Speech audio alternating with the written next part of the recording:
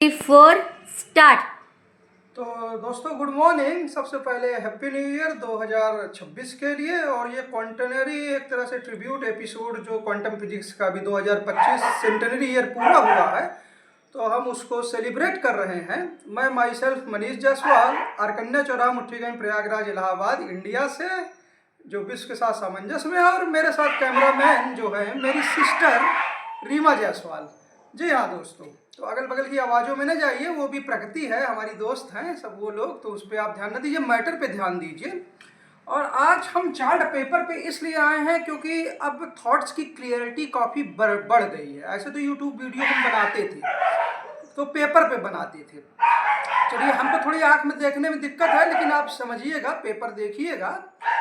हमारा कहने का मतलब है कि रिचर्ड फाइमन साहब का मैं लेक्चर सुन रहा था, और रिचर्ड फाइमन साहब बिल्कुल सही बोल रहे थे कि अगर स्पेस में लाइट के प्रोपोगेशन को देखा जाए, लाइट के प्रोपोगेशन को, तो उसकी मास की रिक्वायरमेंट की ज़रूरत नहीं है, मटेरियल रिक्वायरमेंट की ज़रूरत लाइट को नहीं है। बिल्कुल ये सही बात है, हम इस बात से सहमत हो सकते हैं। लेकिन एट द सेम टाइम अगर क्वांटम फिजिक्स की बात करें, तो क्वांटम फिजिक्स कहती है कि एम्प्टी स्पेस एम्प्टी नहीं है, बल्कि उसमें कुछ ना कुछ एनर्जी है।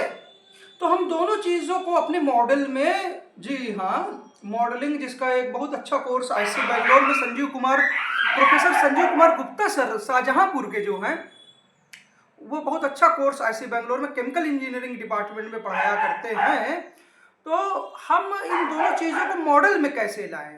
ठीक है, हम ये कहते हैं कि लाइट के प्रोपोगेशन के लिए फ्री स्पेस में मटेरियल की रिक्वायरमेंट नहीं है, लेकिन लाइट के प्रोपोगेशन के लिए जो एक एनर्जी का फॉर्म है, उसके प्रोपोगेशन के लिए हम कम से कम ये मान सकते हैं ना कि हमको एक एनर्जाइज्ड स्पेस की रिक्वायरमेंट है।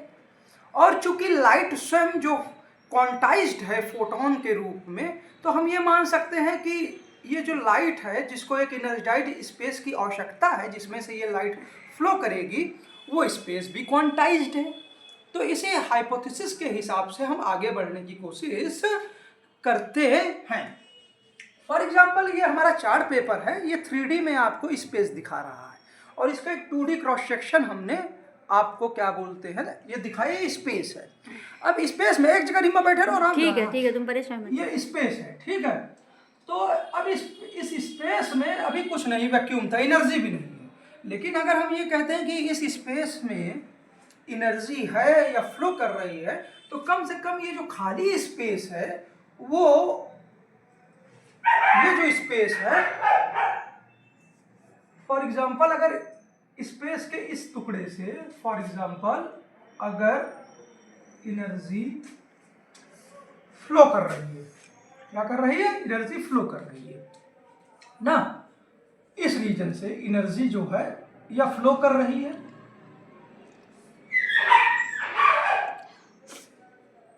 सपोज एनर्जी फ्लो कर रही है इस रीजन से, और इस रीजन से फ्लो कर रही है, स्पेस के इस रीजन से। ये तो टोटल स्पेस है, लेकिन इसमें इस रीजन से एनर्जी अगर फ्लो कर रही है, तो ये जो स्पेस होगा, इसकी जो कैरेक्टरिस्टिक्स होगी, इस स्पेस की कैरेक्टरिस्टिक्स, ये आउटर स्पेस से अलग होगी, इसमें कोई दिक्कत की बात नहीं है। और जैसा कि हम जानते हैं कि लाइट जो है, लाइट अगर यहाँ से फ्लो कर रही है एज अ वेव, तो ये जो लाइट है, ये स्वयं क्या बोलते हैं, एज अ वेव जो ये फ्लो कर रही है, एक्चुअली में ये वेव्स क्वांटाइज, मतलब इसकी एनर्जी, आइंस्टीन की फोटो इलेक्ट्रिक इफेक्ट को याद करें तो फोटोन के रूप में इसकी एनर्जी क्वांटाइज्ड है, ठीक है। तो इसका मतलब क्या हुआ? पहली बात कि ये जो स्पेस है जिससे एनर्जी फ्लो कर रही है, ये स्पेस एनर्जाइज्ड है। इस स्पेस की प्रॉपर्टी जो आउटर स्पेस है उससे अलग है। जो एनर्जी पास कर रही है वो ऑलरेडी क्वांटाइज्ड है फोटोन के रूप में, वो ऑलरेडी क्वांटाइज्ड है फोटोन के रूप में। तो इसका मतलब ये हुआ कि स्पेस जो है ऑलरेडी क्वांटाइज्ड है। स्पेस जो है जिसमें एनर्जी है, हर स्पेस नहीं, एनर्जाइज्ड स्पेस क्वांटाइज्ड है। तो पहला हमने जो अपना मॉडल का वो बनाया, पहला जो हमने अपना वो बनाया वो ये बनाया कि एनर्जी, हम कहते हैं लाइट फ्लो के लिए क्या रिक्वायरमेंट होनी चाहिए स्पेस से, नॉट मास बट इनर्जाइज्ड स्पेस। चूंकि लाइट, दूसरा क्या है, लाइट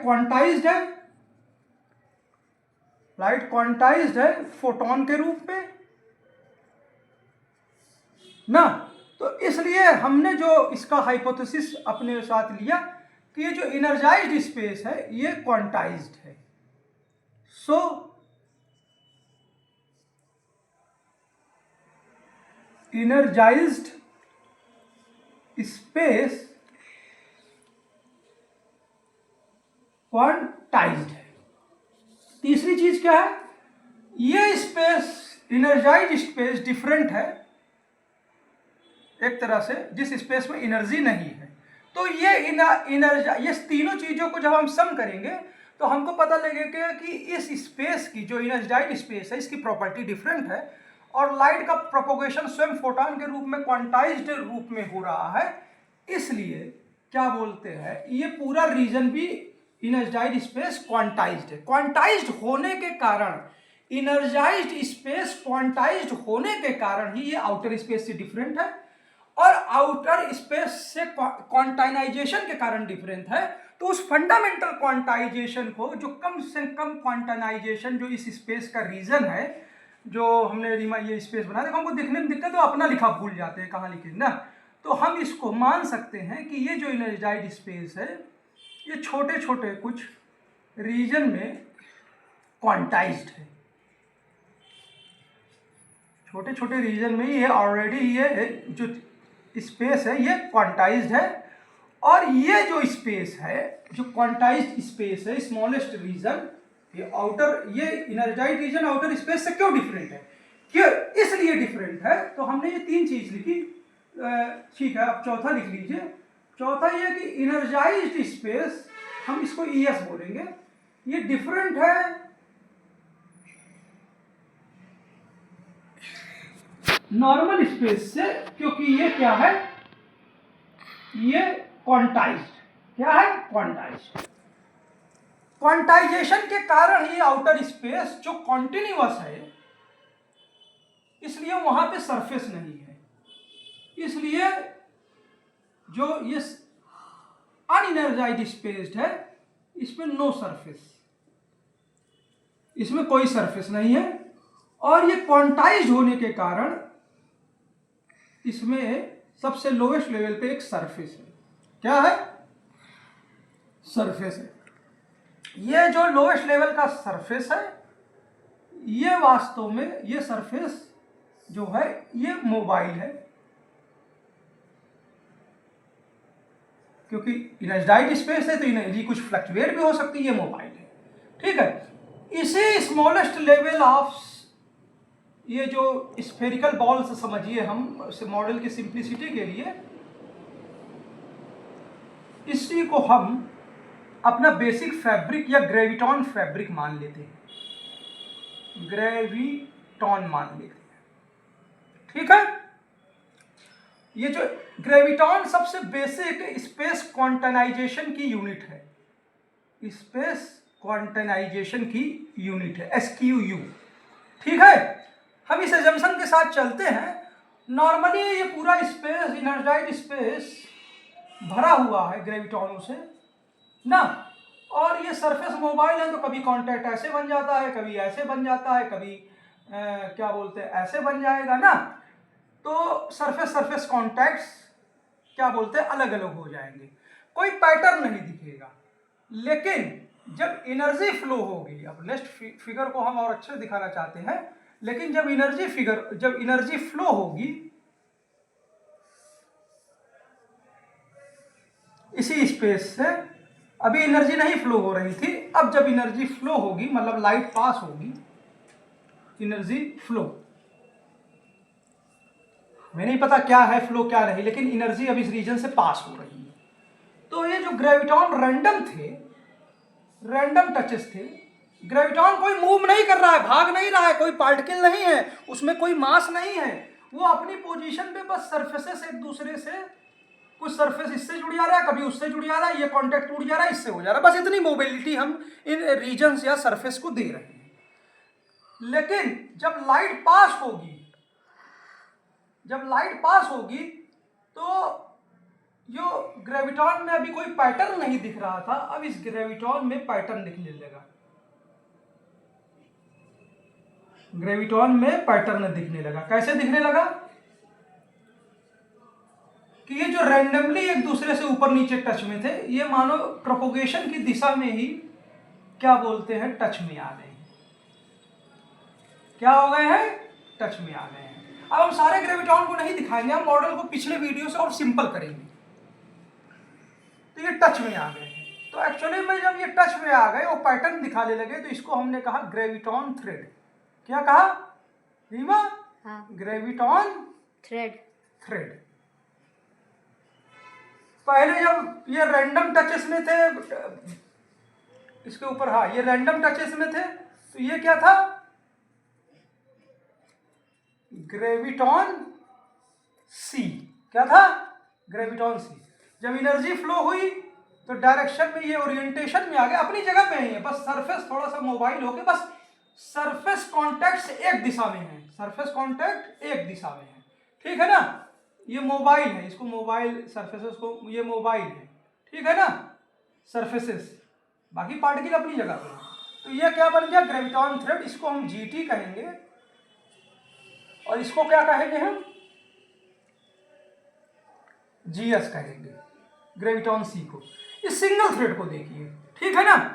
अच्छा, ये थ्रेड अकेली नहीं है, एनर्जी एक ही लाइन में नहीं फ्लो कर रही है, और भी फ्लो कर रही है, तो अगल बगल ऐसी बहुत सारी थ्रेड होंगी, ठीक है।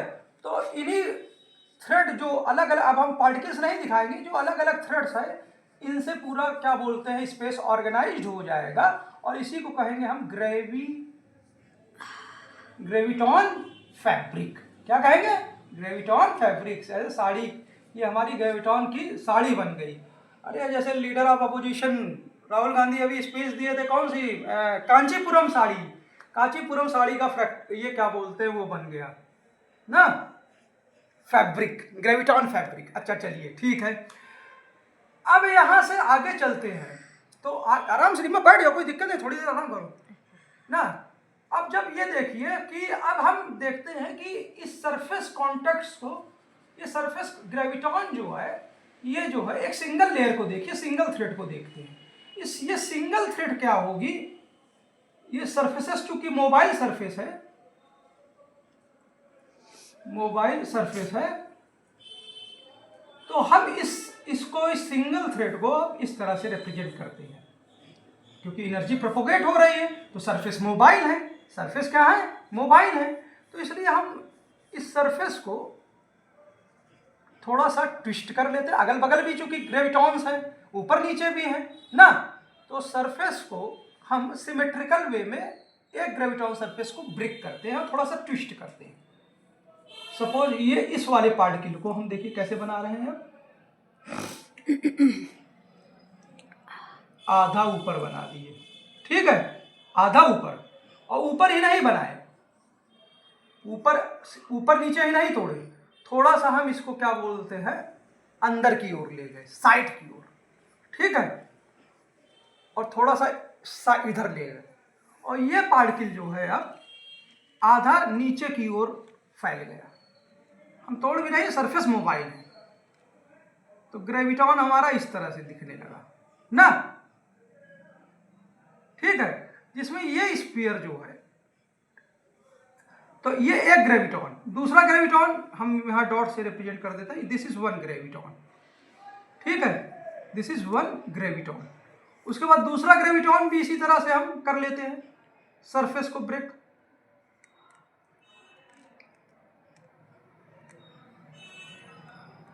ये दूसरा ग्रेविटॉन। तो इस तरह से जब लाइट प्रोपोगेट होती है, तो ये सरफेसेस ग्रेविटॉन के एक्चुअली में ये सरफेस ग्रेविटॉन जो है इस तरह अपने सरफेस को चेंज कर लेता है, ठीक है। एक स्फीयर ऊपर एक स्फीयर नीचे, मतलब एक फुल स्फीयर, इसको ग्रेविटॉन जी बोले, ग्रेविटॉन का स्फीयर, ये 2 हाफ स्फीयर पे GH में बदल जाता है। जो ऊपर की ओर है उसको हम पॉजिटिव एक तरह से GH कहेंगे, ग्रेविटेशनल हाफ, और जो निचले की ओर है इसको हम कहेंगे नेगेटिव ग्रेविटेशनल हाफ, ठीक है। एक्चुअली में यही जो 2 ब्रेकेज होते हैं 2 स्फीयर के, और ये दोनों स्फीयर, एक स्फीयर कहाँ जा रहा है, एक स्फीयर अंदर जा रहा है। कहाँ जा रहा है? अंदर की ओर इसकी टेंडेंसी है जाने के लिए। तो हम अंदर की ओर, जैसे मैग्नेटिक फील्ड में हम रिप्रेजेंट करते हैं अंदर की ओर टेंडेंसी है, तो उसको हम मान लीजिए कि क्रॉस से रिप्रेजेंट करते हैं, सपोज, अभी मान लीजिए, हमको इतना याद नहीं है। और जो बाहर की ओर आ रहा है उसको हम फॉर एग्जांपल डॉट की तरह रिप्रेजेंट कर रहे हैं, ठीक है ना। टेंडेंसी स्फीयर की मतलब आने जाने की टेंडेंसी, ठीक है। और ये ग्रेविटॉन फैब्रिक, सिंगल फैब्रिक में देखिए क्या क्या प्रॉपर्टी आ गई। इस ग्रेविटॉन ने क्या किया, ये जो 2 पार्टों में टूटा, आधा स्फीयर अंदर की ओर जाने की कोशिश कर रहा है, आधा स्फीयर ऊपर की ओर आ रहा है। तो जो मतलब दीवार के अंदर दीवार के बाहर, तो 2 डायरेक्शन इसने ये कवर कर लिए। प्लस ये स्फीयर जो है ये मोबाइल है, तो इस चार्ट पेपर में भी ये स्फीयर जो है जब लाइट फ्लो करती है इस फैब्रिक से, इस ग्रेविटॉन के फैब्रिक में, तो ये स्फीयर क्या बोलते हैं, ये डाउन भी होता है। क्या होता है? ये स्फीयर डाउन और अप भी होता है, ना। तो इसलिए हम इसको ऊपर एरो कर सकते हैं, ऊपर, और ये नीचे भी आएगा साथ साथ। इसी तरह से ये ऊपर नीचे जो एरोज दिखाएंगे ये। तो हमने इस चार्ट पेपर के भी डायरेक्शन को ले लिया, हमने दीवार के अंदर, दीवार के बाहर और ऊपर नीचे, हमने ये डायरेक्शंस ले ली, ठीक है। अब ये जो पैटर्न है फ्लक्चुएशन का, ग्रेविटॉन पार्टिकल अपनी जगह पे है, लेकिन ये जो ग्रेविटॉन के सरफेस फ्लक्चुएट करते हैं, ये पैटर्न एज अ वेव आगे क्या बोलते हैं, मीडियम से प्रोपोगेट होता है, क्योंकि हर जगह ग्रेविटॉन है पहले। अब ये पैटर्न, जैसे यहाँ ये ग्रेविटॉन की एनर्जी पहुंची यहाँ पे ग्रेविटॉन है, अभी एनर्जी पहुंची नहीं है, ठीक है। अब ये ग्रेविटॉन जो है क्या करेगा, आधा स्फीयर, देखते रहिएगा, आधा स्फीयर, हाँ पहुंचा है, अब इसको हम साइड में दिखा देना है। तो आधा स्फीयर ऐसे हो जाएगा और अंदर की तरफ, और आधा स्फीयर कहाँ हो जाएगा, बाहर की तरफ। तो ये ग्रेविटॉन एक्चुअली में इस कॉन्फ़िगरेशन में टूट जाएगा। तो इस तरह से ये फ्लक्चुएशंस आगे बढ़ते हैं। तो एक्चुअली में लाइट क्या है, तो ये ग्रेविटॉन के पार्टिकल्स अपनी जगह पे हैं, लेकिन इनके सरफेसेस के बदलाव से, इंटरेक्शन, यूनिडायरेक्शनल, जिस डायरेक्शन में इंटरेक्शन है उस डायरेक्शन में थ्रेड बनाने से, और इनके सरफेस में कोऑर्डिनेटेड सरफेस चेंजेस से, ये जो सरफेस चेंजेस हैं, एक ग्रेविटॉन आधा ऊपर आधा नीचे एक दूसरे के रिलेशन में है, डायरेक्शनल है, कोऑर्डिनेटेड है, इसलिए अपर वाले, और यही चीज क्या बोलते हैं, यही जो डिस्टर्बेंस है, पैटर्न है, आगे फ्लो करता है एज अ लाइट के रूप में, इसी का प्रोपेगेशन लाइट के रूप में। अच्छा, जो सरफेस ऊपर जाने की टेंडेंसी है ना, एक तरह से ग्रेविटॉन जो ऊपर सरफेस बना रहा है, ये पैटर्न जो है, ये एक्चुअली में हम इसको कह सकते हैं पॉजिटिव चार्ज। ये क्या है इस पैटर्न को, पॉजिटिव चार्ज। इसको क्या कह सकते हैं रिलेटिव वे में, नेगेटिव चार्ज।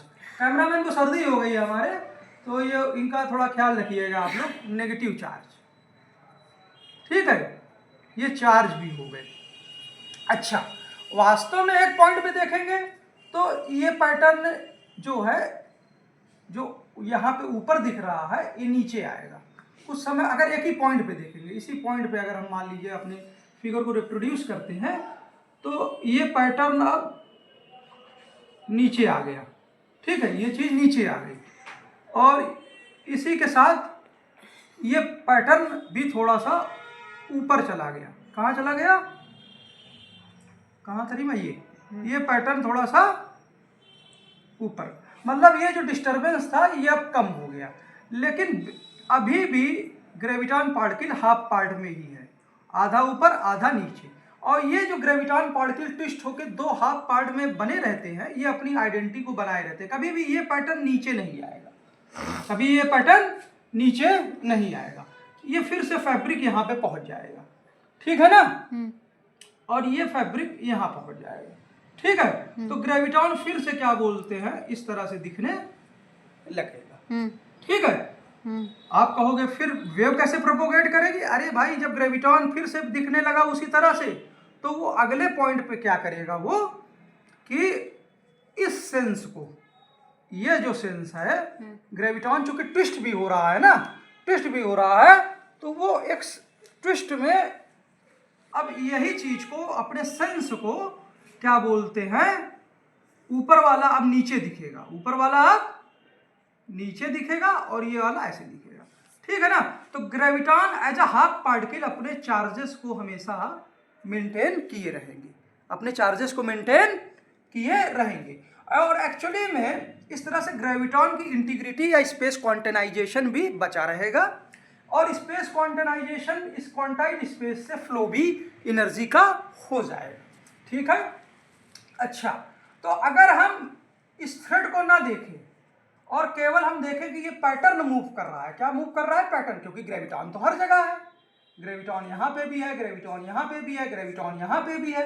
और एक्चुअली में जो ग्रेविटॉन यहाँ ब्रेक हुआ, जो ग्रेविटॉन यहाँ पे ब्रेक हुआ शुरू में एनर्जी के फ्लो से, अब वो ग्रेविटॉन हमको कहाँ दिख रहा है रीमा, यहाँ ब्रेक होता है। ग्रेविटॉन नहीं फ्लो किया, ग्रेविटॉन नहीं फ्लो किया है, लेकिन ये जो आपको ऐसा आभास होगा कि ये ग्रेविटॉन का पार्टिकल है, ये एक्चुअली में यहाँ से यहाँ आ गया, या कहें कि इसका जो ग्रेविटॉन यहाँ से यहाँ फ्लो हो गया ना, क्योंकि ग्रेविटॉन के पार्टिकल में कोई डिफरेंस तो है नहीं ना, और इसकी प्रॉपर्टी भी। तो अगर हम यही मान लें कि ये ग्रेविटॉन का पार्टिकल यहाँ से यहाँ फ्लो हो गया ना, तो हमको लाइट एज अ पार्टिकल दिखेगी। क्या दिखेगी? Light as a particle flow दिखेगी। वो परफेक्टली इक्विवेलेंट है, इक्विवेलेंट वे है दोनों चीजों को समझने का, ठीक है ना।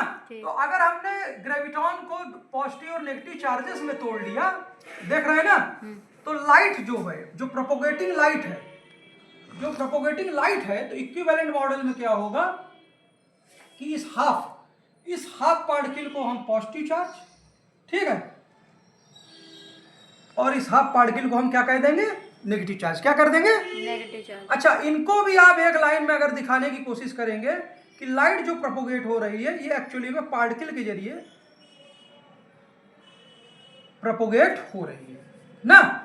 इसको फिगर को और अच्छा दिखा सकते हैं कि लाइट को हम एक जगह से कह सकते हैं कि पॉजिटिव चार्जेस, और जस्ट उसके बगल में नेगेटिव मासलेस चार्जेस, पॉजिटिव और नेगेटिव मासलेस चार्जेस क्या बोलते हैं, ये सी की स्पीड से चल रहे हैं। तो एक एक पार्टिकल जो है सी की स्पीड से चल रहा है, और ये प्रतीत हो रहा है कि नेगेटिव चार्ज अगर सी की स्पीड चल रहा है, तो पॉजिटिव चार्ज अगर जस्ट टच में है तो वो भी सी की स्पीड से चल रहा है। और ये मासलेस पार्टिकल्स इस तरह से ओरिजिनेट होते हैं, ठीक है ना। ये बात समझ में आई?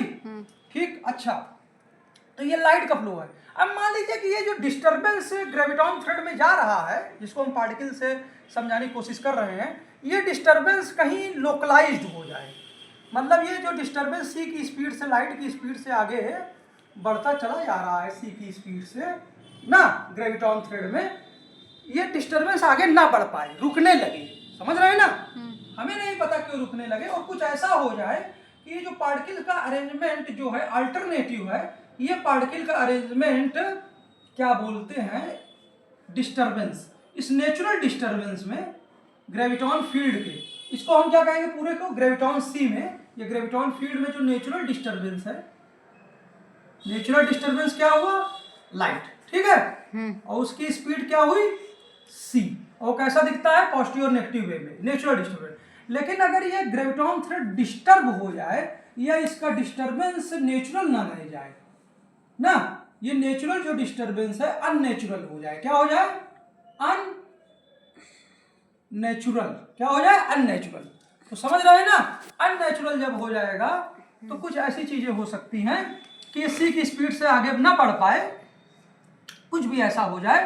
तो ऐसा हो सकता है कि पॉजिटिव चार्जेस, मान लीजिए डिस्टरबेंस, पॉजिटिव चार्जेस एक तरफ आ गए, क्या आ गए, थ्रेड इस तरह से ऑर्गेनाइज हो गया कि पॉजिटिव चार्जेस एक तरफ आ गए और नेगेटिव चार्जेस क्या आ गए रीमा, एक तरफ आ गए। मतलब यहाँ जो चार्ज सेपरेशन था पॉजिटिव और नेगेटिव का, पॉजिटिव और नेगेटिव का डिस्टरबेंसेस का, वो अब चार्ज सेपरेशन और बढ़ गया, क्या हो गया, और बढ़ गया।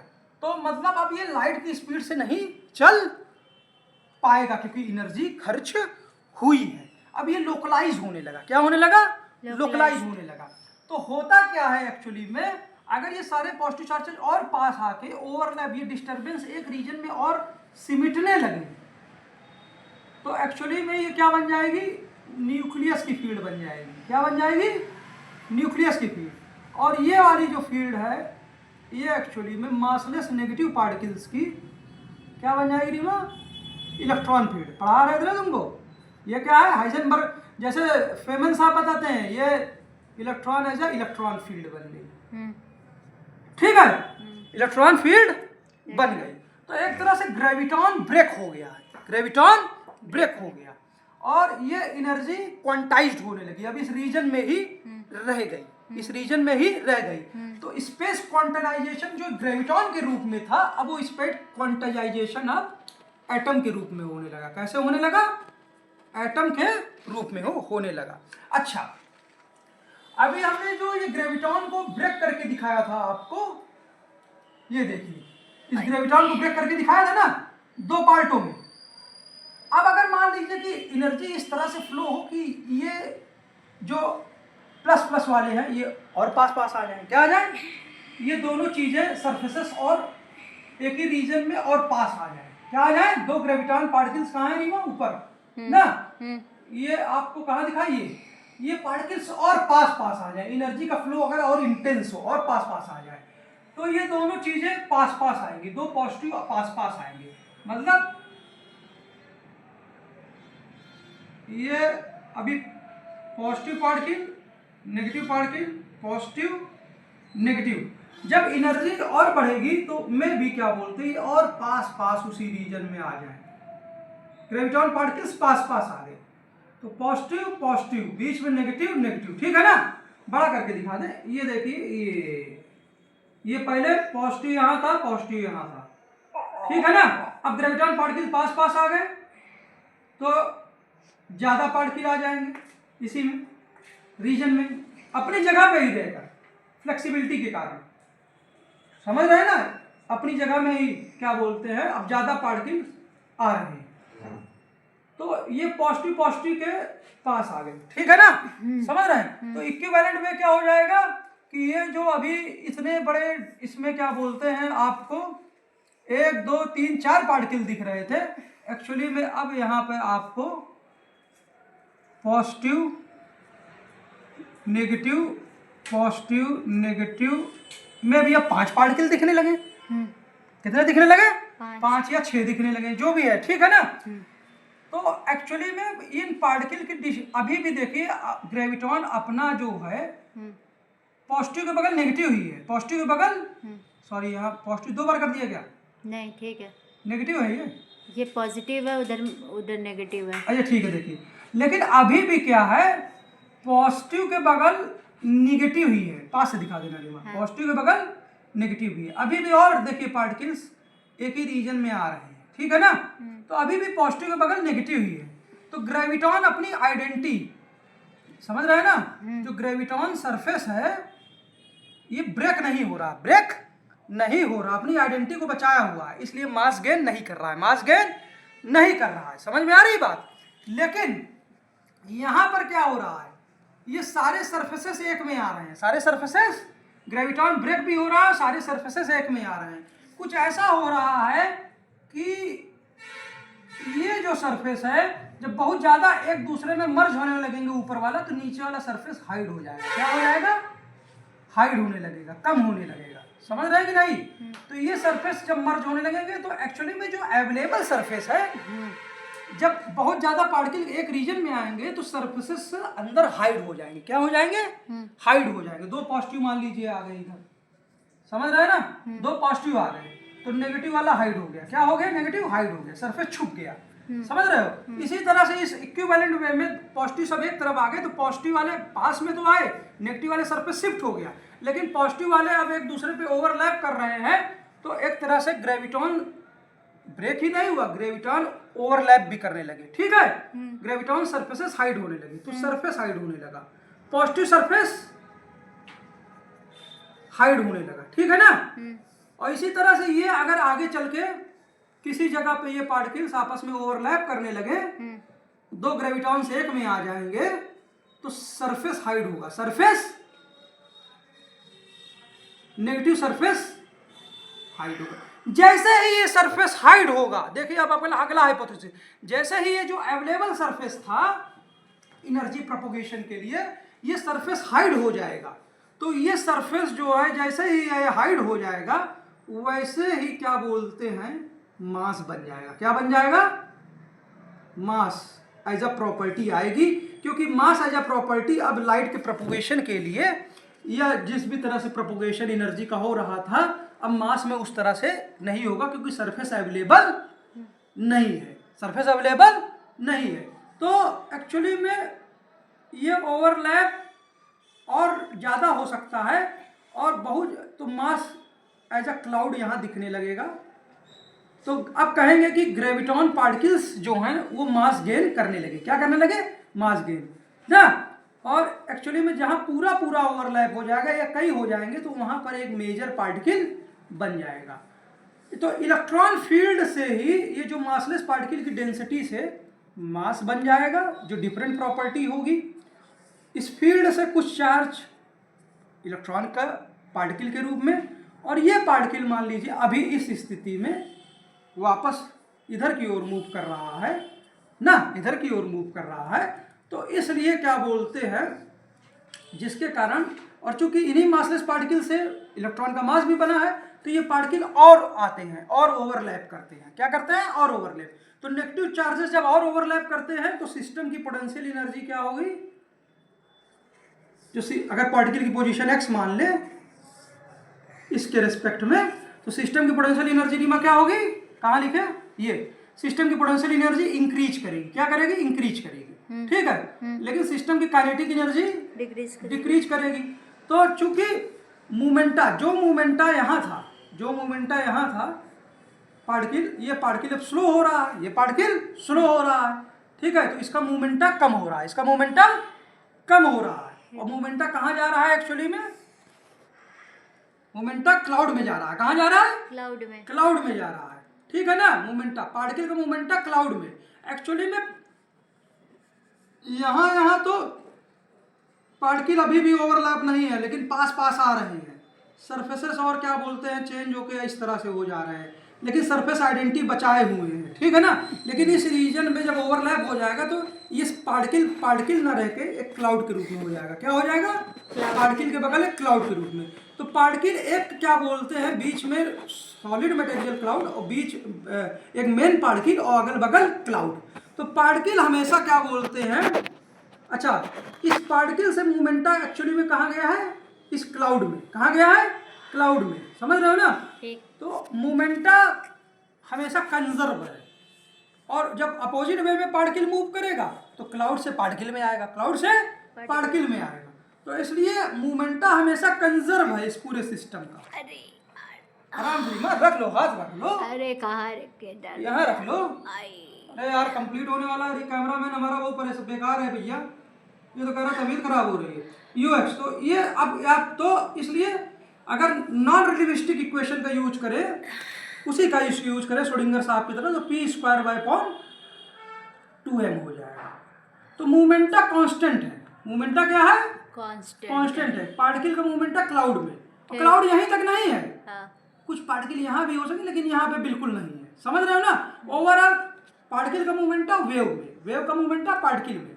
समझ रहे हो ना? लेकिन मोमेंटा फिक्स हो गया। पार्टिकल का मास, इलेक्ट्रॉन का मास यही नहीं है, क्लाउड में भी है। तो ये टोटल मास हो गया। क्या हो गया? Total mass. क्योंकि पोटेंशियल एनर्जी इंक्रीज कर रही है तो मोमेंटम टोटल कांस्टेंट हो गया है, तो इसलिए जब पार्टिकल इधर मूव करेगा तो पार्टिकल प्लस क्लाउड का मास, पार्टिकल प्लस क्लाउड का मास क्या करेगा रीमा, इंक्रीज करेगा। क्या करेगा? इंक्रीज करेगा, क्योंकि पी कांस्टेंट है। समझ रहे हो ना? हाँ। तो जिससे काइनेटिक एनर्जी टर्म जो होगा, ये काइनेटिक एनर्जी जो होगा पार्टिकल और क्लाउड की काइनेटिक एनर्जी वो डिक्रीज करेगी, पोटेंशियल एनर्जी इंक्रीज करेगी और टोटल सिस्टम की एनर्जी जो रहेगी, टोटल सिस्टम की जो एनर्जी रहेगी ना, टोटल सिस्टम की जो एनर्जी रहेगी, कहाँ नहीं बनेगा यहाँ, हाँ ठीक है, ये हमेशा ई बनी रहेगी। एनर्जी कंजर्वेशन इस तरह से होगा। लेकिन इन नॉन रिलेटिविस्टिक रिलेशन में भी देखिए पार्टिकल प्लस क्लाउड का मास चेंज हो रहा है। क्या हो रहा है? चेंज हो रहा है। पार्टिकल प्लस क्लाउड का मास चेंज हो रहा है, मतलब मटेरियल सिंथेसिस या डिसिंथेसिस हो रही है। मटेरियल सिंथेसिस डिसिंथेसिस हो रही है। लेकिन हम इस अप्रोच को नहीं लेते हैं क्योंकि इसमें नॉन रिलेटिविस्टिक टर्म यूज किया गया है। हम डायरेक्ट अपने मॉडल से क्या बोलते हैं, हम कुछ नहीं करते हैं। हम इस पार्टिकल, देखिए जो पार्टिकल है ना, इस पार्टिकल के बगल एक यूनिट वॉल्यूम ले लेते हैं। क्या ले लेते हैं? Unit volume. चूंकि पार्टिकल भी मासलेस पार्टिकल से ही बन रहा है, तो इस यूनिट वॉल्यूम में जो पार्टिकल का फ्लो है, जैसे ब्रिजेश कुमार कटियार साहब HBTI कानपुर में बैलेंस पढ़ाते थे, तो ये जो मासलेस पार्टिकल्स जो हैं, आपको संजीव कुमार गुप्ता सर ने पढ़ाया है केमिकल इंजीनियरिंग में ना, तो ये मासलेस पार्टिकल एक्चुअली में हायर डेंसिटी से लोअर की तरफ जाने की टेंडेंसी रखेंगे। क्या रखेंगे? डिफ्यूजन के कारण। कैसे कारण? डिफ्यूजन के कारण ये इस सरफेस से डिफ्यूज होंगे। ठीक है। और इसी तरह से इस सरफेस से डिफ्यूजन से निकलेंगे भी ना। तो नेट डिफ्यूजन, एक नेट डिफ्यूजन के कारण पार्टिकल की कंसंट्रेशन, मासलेस पार्टिकल की कंसंट्रेशन चेंज होगी। Plus particle in massless particle से ही बना है, तो इनको वापस में, और ये मास भी कुछ गेन कर रहे हैं, तो इनको वापस में रिबाउंड भी करेंगे। क्या करेंगे? ठेलेंगे भी। ठीक ना। तो दूसरा टर्म जो आना चाहिए, जो इसमें इस पूरे वॉल्यूम में मासलेस पार्टिकल की डेंसिटी को चेंज कर रहा है, एक दूसरा टर्म रिबाउंड का होना चाहिए। और वो पार्टिकल जो मेन पार्टिकल है उसकी काइनेटिक एनर्जी पे ना। और कितने मासलेस पार्टिकल है? मासलेस पार्टिकल्स जो है, ये जो मासलेस पार्टिकल है हाफ ग्रेविटॉन्स के, जो अभी वो नहीं हुए हैं, इसकी डेंसिटी को अगर हम साई xt से रिप्रेजेंट करें, ठीक है ना, ये क्या है एक्चुअली में? Massless negative particles. तो ये इक्विवेलेंट टू क्या हो गया? Charge density. क्या हो गया? Charge density. ठीक है ना। और ये चूंकि इसमें मास नहीं है, मास नहीं है, तो इसको कहेंगे हम free charge density. Free charge density FCD कहेंगे। ठीक है ना। इस पे डिपेंड करेगी। प्लस ये पार्टिकल्स आपस में कोलाइज करके मास भी बना रहे हैं। क्या बना रहे हैं? मास भी बना ले रहे हैं आपस में, सरफेस हाइड भी कर रहे हैं, जिसके कारण मास बन रहा है। तो एक तीसरे टर्म के कारण पार्टिकल की संख्या घटेगी ना। तो हम एक कांस्टेंट बना लेते हैं S कांस्टेंट, और उसके कारण पार्टिकल की संख्या घटेगी भी। ठीक है ना। कैसे घटेगी? जितना तेज पार्टिकल मूव करेगा, जितना तेज पार्टिकल मूव करेगा और जितने पार्टिकल से वो कोलाइड करेगा, मतलब ये भी उसी के टर्म प्रोपोर्शनल होगी। अब इन्हीं तीनों चीजों को हम इस वॉल्यूम में देखते हैं कि टोटल चार्ज डेंसिटी जो डिफ्यूजन के कारण, और जो पार्टिकल मासलेस पार्टिकल को वापस ठेल रहा है रिबाउंड के कारण, और जो मासलेस पार्टिकल्स आपस में कोलेस हो रहे हैं, इन तीनों के कारण इस वॉल्यूम में चार्ज डेंसिटी कैसे समय के साथ चेंज होती है ना। समय के साथ चेंज होती है।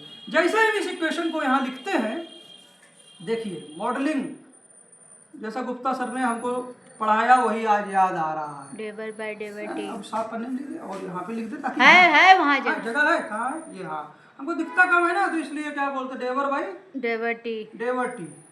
Charge density per unit volume कैसे चेंज करेगी? Lambda X. हाँ, लैम्डा कहाँ से आ गया भाई? साई। साई। हाँ, ये चार्ज डेंसिटी, ये कैसी डेंसिटी है? FCD, free charge density, massless particle की डेंसिटी। हम उसको चार्ज बैलेंस कर रहे हैं। ओवरऑल हम क्या कर रहे हैं? चार्ज बैलेंस इक्वेशन लिख रहे हैं पर यूनिट वॉल्यूम में। अच्छा, डिफ्यूजन के कारण कितना आएगा? डिफ्यूजन कोएफिशिएंट D, और चूंकि इधर से डिफ्यूजन, तो यहाँ ग्रेडियंट माइनस यहाँ, मतलब यहाँ ग्रेडियंट माइनस यहाँ ग्रेडियंट डिवाइडेड बाय लेंथ ना। समझ रहे हो ना। तो ये एक्चुअली में किसका फॉर्म ले लेगा? जो ग्रेडियंट का डिफरेंस है अपॉन लेंथ ना, तो डबल डेरिवेटिव। ठीक है। किसका? साई xt का। साई एक्स टी का। ठीक है, अब रिबाउंड के कारण भी नेट पार्टिकल आ रहे हैं, तो एक v कांस्टेंट ले लीजिए, पार्टिकल जितना तेज मूव करेगा मतलब पोटेंशियल एनर्जी मल्टीप्लाइड बाय कितने पार्टिकल, मासलेस पार्टिकल की कंसंट्रेशन है ना, क्योंकि हम मासलेस पार्टिकल को ही हम वो कर रहे हैं। ठीक, और तीसरा टर्म रीमा क्या आ जाएगा, पार्टिकल्स आपस में क्या हो रहे हैं, ये जो मासलेस पार्टिकल रिबाउंड और डिफ्यूजन से पहुंचे ये मास के पास ओवरलैप भी कर रहे हैं ना, तो इसलिए ये मास बना रहे हैं, तो s इंटू और ये भी उसी के टर्म के प्रोपोर्शनल होगा, बस एक कांस्टेंट चेंज हो जाएगा। ठीक है, ठीक, साई एक्स टी अच्छे से दिखा रहा रीमा वीडियो। ठीक, तो इन तीन टर्मों से हमारी इक्वेशन सज गई। एक्चुअली में ये जो टर्म है एक्चुअली में मास को सरफेस हाइड हो जा रहे हैं, जब सरफेस हाइड होगा तो नई प्रॉपर्टी आएगी, क्या आएगी, नई प्रॉपर्टी। ये मास को क्योंकि ऐसे कांस्टेंट है, इसको हम स्पिन कांस्टेंट कहेंगे क्योंकि मास को बदल रहा है। ठीक है, तो एक्चुअली में ये उसी वॉल्यूम में मास, नया मास या आएगा या जाएगा, तो ये डेवर बाई डेवर टी ये नेगेटिव मास डेंसिटी को रिप्रेजेंट करेगा। ठीक है, ठीक है, ठीक, तो हम अब इस वाले टर्म को, जो थर्ड वाला टर्म है, इसको इधर ले आते हैं। क्या ले आते हैं, इधर। तो हमारी जो ओवरऑल इक्वेशन हो जाएगी डेवर बाई डेवर टी, ठीक है ना, ये क्या है, फ्री चार्ज डेंसिटी, तो साई एक्स टी। ठीक, वो वाला टर्म इधर आ गया, डेवर बाई डेवर टी कॉमन ले लिया ना, कौन सा टर्म आ गया, ये वाला जो मास में बदल रहा है, नेगेटिव मास में, एस टाइम्स डेवर डेंसिटी उसी पोजीशन पे जहाँ पार्टिकल है तो उसका क्लाउड टी। ठीक है ना, और ये टोटल डेंसिटी, ये क्या है, free charge density F C D, ये क्या है, फिक्स्ड जो मास में फिक्स हो गया, fixed charge density F I C D. ये टोटल चार्ज डेंसिटी जो होगी इसको हम टोटल क्या कहेंगे, total charge density T C D, क्या कहेंगे, टी सी डी। जो चेंज होगा एक्चुअली में कैसे चेंज होगा, जो डिफ्यूजन के कारण, मासलेस पार्टिकल का जो डिफ्यूजन हो रहा है उसके कारण साई एक्स टी। ठीक है, प्लस जो मासलेस पार्टिकल रिबाउंड कर रहे हैं, ठीक है ना, you X into psi X T ना, ये वाला टर्म उधर आ गया था। ठीक है ना, समझ रहे हैं ना, इन दो कारण। ठीक है, अब इसमें क्या कर देते हैं, देखिए इस इक्वेशन से जो b है, b को हम कॉमन लेके इधर नीचे शिफ्ट कर लेते हैं, तो इक्वेशन जो आ जाएगी, अब हम जगह मिल गई है ना हमको, क्यों, यहाँ से। ठीक है, ताकि हम दिखा सकें, तो ये जो, लेकिन वहीं पे रहेंगे ठीक रहेगा ना रीमा। अरे काफी स्पेस है, चलो। डेवर बाई डेवर टी, हमने b को इधर ले आए हैं इसके नीचे, ठीक, 1 बाई बी। ठीक है, और ये चीज क्या है, टोटल चार्ज डेंसिटी, जो फ्री चार्ज डेंसिटी मतलब psi X T plus S times rho X T. ठीक है, समझ रहे हैं, ये बराबर क्या हो जाएगा, डी कॉमन लेके नीचे लाए हैं ना, तो यहाँ माइनस डी बाई बी, क्या हो जाएगा, minus D by B, minus D by B. ठीक है, डेवर स्क्वायर डेवर X square psi X T. ठीक, प्लस अब यहाँ क्या हो जाएगा, U X into psi X T. तो हमारी इक्वेशन इस फॉर्म में आ गई। ठीक है ना, जो हमने रियल फिजिकल मॉडल के जरिए लिया, यहाँ साई क्या है, रियल क्वांटिटी है, चार्ज डेंसिटी है, क्या है, फिक्स्ड चार्ज डेंसिटी। ठीक है, ये नहीं सॉरी, फ्री चार्ज डेंसिटी, क्या है, फ्री मासलेस पार्टिकल जो है, मासलेस पार्टिकल की डेंसिटी। और ये क्या है, material density, negative charge density जो फिक्स हो गई है। ठीक है ना, ठीक। अच्छा, ये सब चीज है। अब श्रोडिंगर इक्वेशन से कंपेयर करें, श्रोडिंगर इक्वेशन क्या है, डेवर बाई डेवर टी। ठीक, I H bar, H cut इसको बोलेंगे। ठीक है, अपॉन साई एक्स टी। ठीक है ना, जहाँ साई जो है चूंकि श्रोडिंगर साहब का है, ये कॉम्प्लेक्स क्वांटिटी है, तो हम इसको श्रोडिंगर कॉम्प्लेक्स लिखेंगे। ठीक है ना, ये इस तरह से लेफ्ट हैंड साइड जो उन्होंने वेव मैकेनिक्स से यूज करके बनाई। ठीक, और इधर पे क्या हो जाएगा, minus H cut square upon 2m ना? 2m। Very good. देखिए रीमा आर्ट की स्टूडेंट है लेकिन इसको सब समझ में आता है। आप लोगों को भी भगवान करे आ जाए, और हमसे कोई गलती हो तो हमें माफ़ करिएगा, करेक्ट कर दीजिए कमेंट सेक्शन में। हमको कोई अच्छा साइंस का एक बार रुक टीचर जा, नहीं आपके मिला। टीचर, तुम सबसे बड़े टीचर खुद हो। यस सी, ठीक है, टीचर नहीं मिला रुक जाओ बस साइंस के का। अच्छा XT, ठीक, ठीक। 2m plus ux into Sai SC Schrodinger complex XT, ठीक है ना? ठीक। इन दोनों इक्वेशन को देखिए, हमारी जो इक्वेशन है प्योर मॉडल से आई है। वो बात अलग है कि श्रोडिंगर इक्वेशन को ही हमने डिफ्यूजन के टर्म में मॉडल, उन्हीं की इक्वेशन से हमने मॉडल बनाया, ठीक है। लेकिन इस मॉडल को बनाने के बाद देखिए स्पिन कांस्टेंट नेचुरली आ रहा है, स्पिन कांस्टेंट नेचुरली आ रहा है, ठीक है। और इस मॉडल के अनुसार जब आप इक्वेशन लिखेंगे, कौन सी इक्वेशन? जो ऊपर वाली हमने लिखी हुई है ना, जो ऊपर लिखी है, ये हमको फिर ये नॉन रिलेटिविस्टिक इक्वेशन यूज करने की आवश्यकता नहीं है। नॉन रिलेटिविस्टिक इक्वेशन ई वाला कहाँ लिखे रहा है? ई वाला, ई बराबर पोटेंशियल एनर्जी, और वो वाला ये इधर है ना? कहाँ पर? हमको दिखाओ, हमको देखने में दिक्कत है ना। ये इधर p² हाँ, ये अपॉन वाला। 2m। हाँ, हमने हाँ, ये जो इक्वेशन काइनेटिक है एनर्जी ना, ये जो इक्वेशन हमको इस इक्वेशन रिलेटिविस्टिक्स इक्वेशन को यूज करने की, नॉन रिलेटिविस्टिक इक्वेशन को यूज करने की जरूरत नहीं थी, इसलिए। और चूंकि हमने मास एनर्जी बैलेंस को भी दिखा दिया है, तो एक तरह से ये हमने जो इक्वेशन मॉडल से लिखी, ये एक तरह से क्या उस इक्वेशन है? रिलेटिविस्टिक। क्या है? रिलेटिविस्टिक। और यहाँ पर मास को आप जो हमने मास यूज करेंगे ना, इससे जब कंपेयर करेंगे तो वहां रिलेटिविस्टिक मास आप यूज कर सकते हैं। ठीक, समझ में आया बात? तो अब देखिए, तो इन दोनों इक्वेशन को कंपेयर कीजिए। तो कंपेयर जब आप करेंगे तो कुछ चीजें एकदम साफ हैं।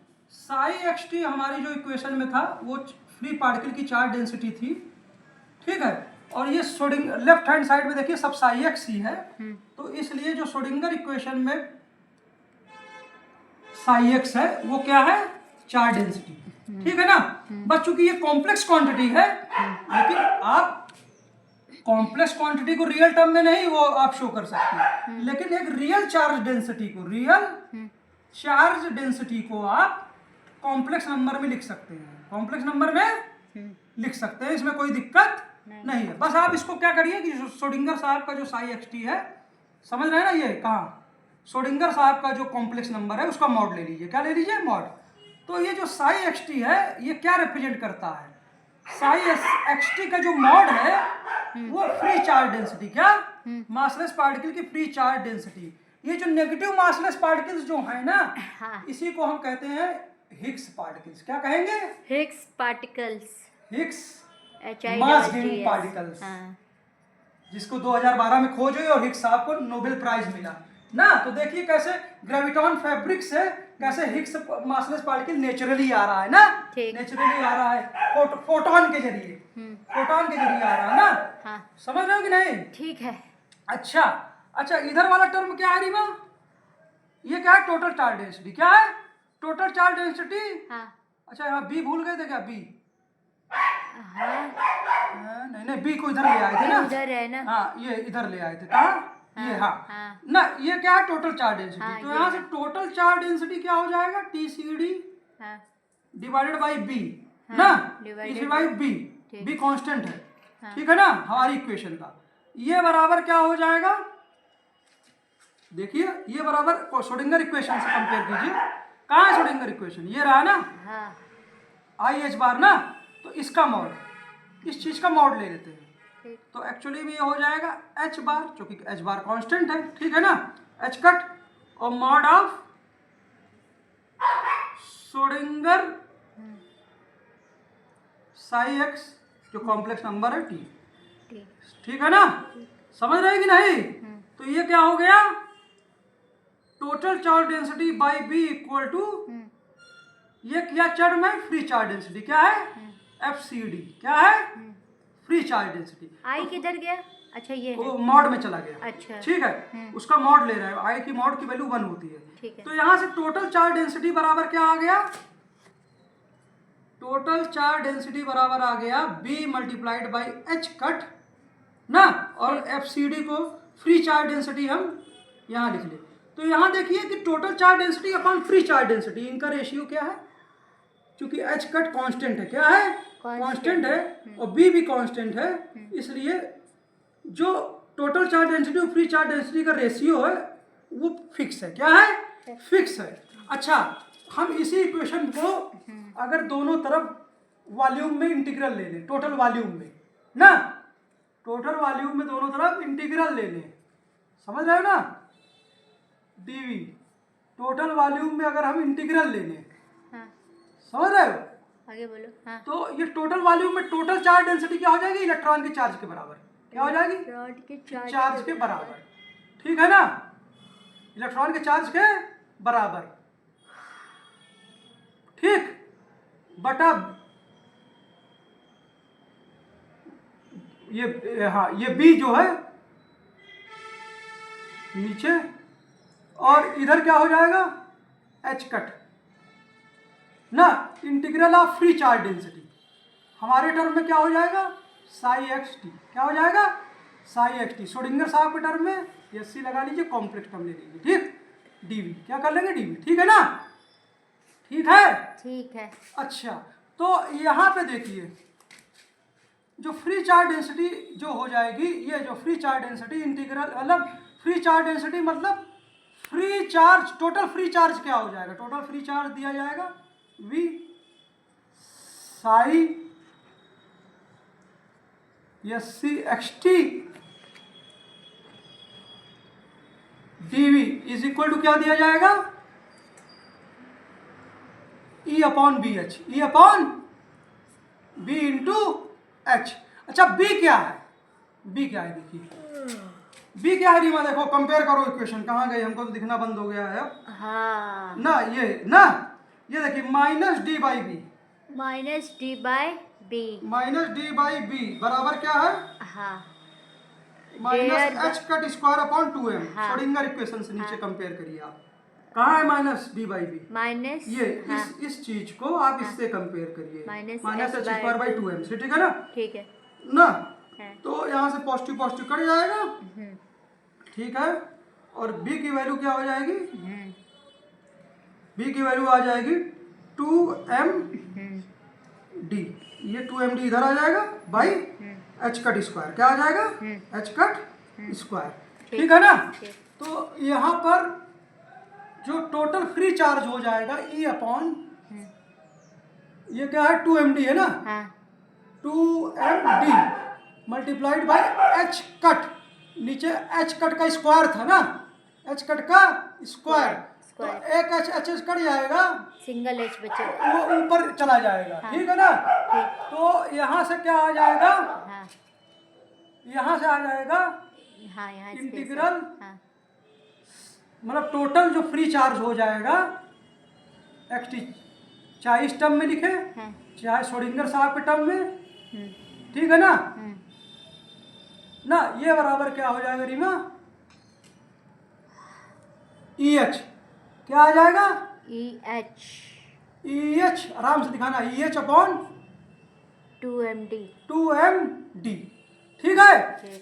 अगर मास, सुनिए यहाँ पे, जितना सिस्टम में मास होगा उतना मासलेस पार्टिकल के डिफ्यूजन में दिक्कत होगी, क्या होगी, दिक्कत होगी, समझ रहे हैं कि नहीं बात, तो अगर सिस्टम का मास बदलेगा भी, सिस्टम का, समझ रहे हैं ना, रियल मास बदलेगा भी, तो भी क्या बोलते हैं, डिफ्यूजन कोफिशिएंट अपने आप को एडजस्ट कर लेगा, क्या कर लेगा, एडजस्ट कर लेगा।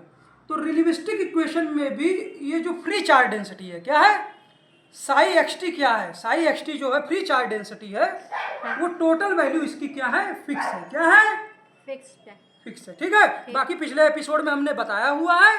अच्छा, और इस फिगर में आके 2 मिनट और समझा दे, कहाँ पे रीमा ये था, ये देखिए जो सिंगल ग्रेविटॉन पार्टिकल है, इसका जो सिंगल ग्रेविटॉन पार्टिकल जो दो सरफेसेस में, दो हाफ स्फीयर्स में टूट रहा है, एक जो है अंदर की ओर जो क्रॉस से जा रहा है, अंदर की ओर जो जाने की टेंडेंसी है, ये और कुछ नहीं, ये अंदर जो सरफेस क्या बोलते हैं, एक तरह से मोमेंटा या एनर्जी देने की कोशिश कर रहा है, ये एक्चुअली में मैग्नेटिक फील्ड बना रहा है, क्या बना रहा है, मैग्नेटिक फील्ड। और जस्ट अगले पॉइंट पर क्या बोलते हैं, ये बाहर की ओर सरफेस की टेंडेंसी है, तो ये अपोजिट मैग्नेटिक फील्ड के भी दो कंपोनेंट आ गए, ठीक है।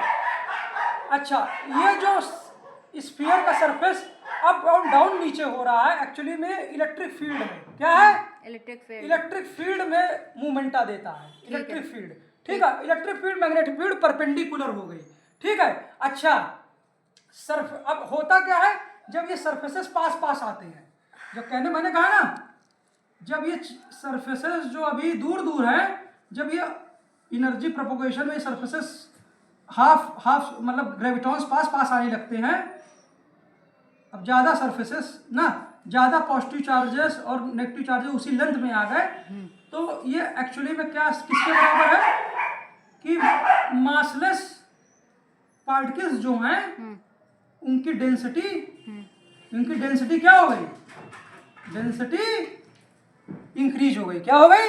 इंक्रीज हो गई। तो जितनी डेंसिटी इंक्रीज हो जाएगी उतना पर यूनिट वॉल्यूम सरफेस एरिया बढ़ जाएगा। क्या आ जाएगा? पर unit volume surface area momentum transfer के लिए बढ़ जाएगा। तो जितना साई एक्स की वैल्यू होगी, जितना, ये तो सभी डेंसिटी नेगेटिव है, तो जितना साई एक्स की वैल्यू होगी, अभी दो पार्टिकल हैं, लेकिन अगर पार्टिकल पतले हो जाएं, ऐसे लंबे लंबे हो जाएं ना, तो पार्टिकल अब 4 पार्टिकल आ जाएंगे, समझ रहे हो ना। तो जितनी डेंसिटी साई एक्स की होगी, साई एक्स टी की, उतना ज़्यादा फील्ड का क्या रहेगा? इलेक्ट्रिक फील्ड का मैग्नीट्यूड रहेगा। क्या रहेगा? इलेक्ट्रिक फील्ड का मैग्नीट्यूड रहेगा। लेकिन आप हमेशा के लिए बहुत बढ़ा नहीं सकते हैं, क्योंकि एक लेवल के बाद पता लगा कि 4 की तो डेंसिटी मिल गई, लेकिन 4 पार्टिकल्स अपने में ही मास बना लिए। क्या बना लिए? मास बना लिए। समझ रहे हो कि नहीं बात? ये सरफेस हाइड हो गया, अब ये अवेलेबल नहीं है। अब ये फील्ड के लिए ये सरफेस अवेलेबल नहीं है, क्योंकि ये अब क्या है? मास है। क्या है? मास है। तो इस तरह से हमने ये भी चीजें समझा दी। चलो, फोटॉन, बस एक मिनट, फोटॉन क्या है? फोटॉन और कुछ नहीं है, ये जो कहाँ पर लिखा था फिगर, यहाँ था ना, यहाँ पे ये जो पॉजिटिव और नेगेटिव सरफेसेस हैं, ये जो पॉजिटिव अल्टरनेट नेगेटिव, चूंकि एक रीजन में सरफेस ना, समझ रहे हो ना, फोटॉन डिस्टरबेंस की वो यूनिट है जिसमें प्लस माइनस नहीं समझ रहे हो, प्लस माइनस इनका एक बंडल है। क्या है? एक बंडल है। क्योंकि एक ग्रेविटॉन अभी भी अपने वजूद को बचाया हुआ है, पॉजिटिव नेगेटिव अपने लाइट के ट्रेवल में ग्रेविटॉन भले ही कितने पास आ जाए, लेकिन पॉजिटिव के बगल नेगेटिव है, एक हाफ सरफेस के बगल उसी ग्रेविटॉन से दूसरा हाफ सरफेस है, इसलिए फोटॉन पे कोई चार्ज नहीं होता। फोटॉन पे कोई चार्ज नहीं होता क्योंकि ग्रेविटॉन ब्रेक नहीं हुआ है। ग्रेविटॉन ब्रेक केवल तभी होता है जब फोटॉन लोकलाइज्ड एनर्जी एटम के रूप में बनता है और पॉजिटिव चार्जेस एक जगह आ जाते हैं, तो फोटॉन ब्रेक से पॉजिटिव चार्जेस, पॉजिटिव न्यूक्लियस की पॉजिटिव फील्ड बनती है और उसमें पॉजिटिव ओवरलैप से न्यूक्लियस के अंदर प्रोटॉन, न्यूट्रॉन या उसके नीचे क्वार्क इत्यादि बनते हैं, ठीक है। और नेगेटिव फील्ड में नेगेटिव मासलेस जो हाफ ग्रेविटॉन्स हैं, उनके ओवरलैप से इलेक्ट्रॉन का पार्टिकल और उसका क्लाउड बनता है, ठीक है। ये बात भी समझ में आ गई। और बाकी जो रिलेटिविस्टिक इक्वेशन में कैसे आइंस्टीन साहब का इक्वेशन यूज किए हैं, m इक्वल टू ना m0 √1 - v²/c² ना, रिलेटिविस्टिक वाली इक्वेशन पिछले में लिखे, हम इसमें नहीं दिखा पाएंगे, लंबा हो रहा है वीडियो।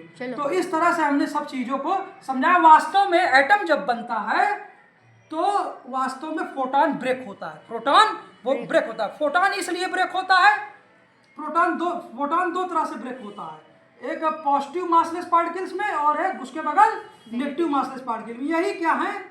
यही हिग्स। फोटॉन के ब्रेक होने के कारण ना, फोटॉन इसलिए ब्रेक होता है, क्यों? क्योंकि ग्रेविटॉन ब्रेक हो रहा है, ग्रेविटॉन में पॉजिटिव नेगेटिव अलग अलग हो जा रहे हैं। फोटॉन ब्रेक क्यों होता है? ग्रेविटॉन ब्रेक होता है। और जब ग्रेविटॉन ब्रेक होता है, यही मासलेस पार्टिकल्स फिर जनरेट होते हैं, पॉजिटिव और नेगेटिव, जिसको हम क्या कहते हैं? Higgs field. क्या कहते हैं? Higgs field. तो उम्मीद है यही मास गिविंग पार्टिकल है, हिग्स फील्ड के प्लेस है। जय हिंद, जय भारत, जय विश्व। और कैमरामैन का भाई एक बार फिर से हम बहुत बहुत आभार करते हैं। और ये सेंटेनरी ट्रिब्यूट हमने किसी तरह gravity, relativity, mass energy, Einstein साहब की कन्वर्जन और श्रोडिंगर साहब की इक्वेशन और हाइजेनबर्ग साहब को पिछले वीडियो में हमने समझाया था। एक बार ये पार्टिकल जब फिर पूरी तरह यहाँ क्लाउड में बदल जाएगा तो फिर क्लाउड वापस कहाँ पार्टिकल बनाएगा। जैसे ये पार्टिकल है ना यहाँ पे, इसके अगल बगल क्लाउड है, तो अब मास क्लाउड का बढ़ रहा है, पार्टिकल घट रहा है, तो अब जब पूरा सब कुछ क्लाउड में हो जाएगा तो कुछ ना कुछ फ्लेक्सिबिलिटी, कुछ चूंकि स्पेस है तो कुछ ना कुछ एनर्जी फ्लक्चुएशन से, रिडिस्ट्रीब्यूशन से, अब क्लाउड से पक्का नहीं है कि सेंटर से ही पार्टिकल वापस फिर से मेन पार्टिकल बने, कहीं और से भी बन सकता है, जिसके कारण क्या बोलते हैं पोजीशन और मोमेंटम में हर एक पॉइंट पर क्या रहेगा, ठीक, क्या रहेगा, अनसर्टेनिटी रहेगी। और इन दोनों का प्रोडक्ट जो रहेगा डेल्टा एक्स डेल्टा एच ना, sorry delta P delta x delta P, क्योंकि पार्टिकल अब अलग अलग पोजीशन से जब आएगा वहां पर तो कहीं और शो कर सकता है, एक ही जगह पे अलग मोमेंटा, और अगर मोमेंटा देखेंगे तो अलग अलग पोजीशन पे, तो इसलिए इनहेरेंट क्या बोलते हैं क्लाउड वापस में अपनी शुरुआत कहाँ से करता है, कुछ ना कुछ फ्लेक्सिबिलिटी रहेगी लेकिन पूरी तरह से वेग नहीं रहेगी। और ये inherent flexibility delta x delta P ये हर एक पॉइंट पे दिखेगी, और इसकी जो मिनिमम वैल्यू है वो h/4 पाई रहेगी, ठीक है ना। उम्मीद है, और जब इसी को एकोमोडेट करेंगे श्रोडिंगर इक्वेशन में पोटेंशियल एनर्जी में, कहाँ रिमा पोटेंशियल p²/2m कहाँ लिखा था, ये बीच में इधर, हाँ अरे छोड़ो कहीं भी देखिए, नहीं ये है ना, ये इधर, अरे छोड़ो ये जो p²/2m, अरे ये ux ना, ux में जब हम इस अनसर्टेनिटी को ले लेंगे तो ux के बगल हम एक ऑसिलेटिंग फंक्शन, ux को एक oscillating function, ux multiplied by एक ऑसिलेटिंग फंक्शन, किसका, टाइम के साथ, ux के इर्द गिर्द कुछ ये एनर्जी फ्लक्चुएट करेगी, और वो किस तरह से, h के साथ, किसके साथ, h कट के साथ फ्लक्चुएट करेगी ना। तो ये पर्टुर्बेशन थ्योरी पे आधारित चीजें भी आ जाएंगी। तो हमने हर चीज को फिजिकल सेंस देने की, इससे बड़ा ट्रिब्यूट 100 साल बाद क्वांटम फिजिक्स को क्या बोलते हैं, सारे साइंटिस्टों को, योग को, और एक लेमैन की तरह से जो किसी तरह से चीज़ों के साथ, जो क्वांटम फिजिक्स की कॉम्प्लेक्स मैथमेटिक्स है और चीज़ें जो काफ़ी वियर्ड हैं उनको सेंस देने की कोशिश कर रहा है, और ग्रेविटी के साथ, ग्रेविटॉन फैब्रिक के साथ उसको जोड़ने की कोशिश कर रहा है। जय हिंद, जय भारत, जय विश्व, थैंक यू सर।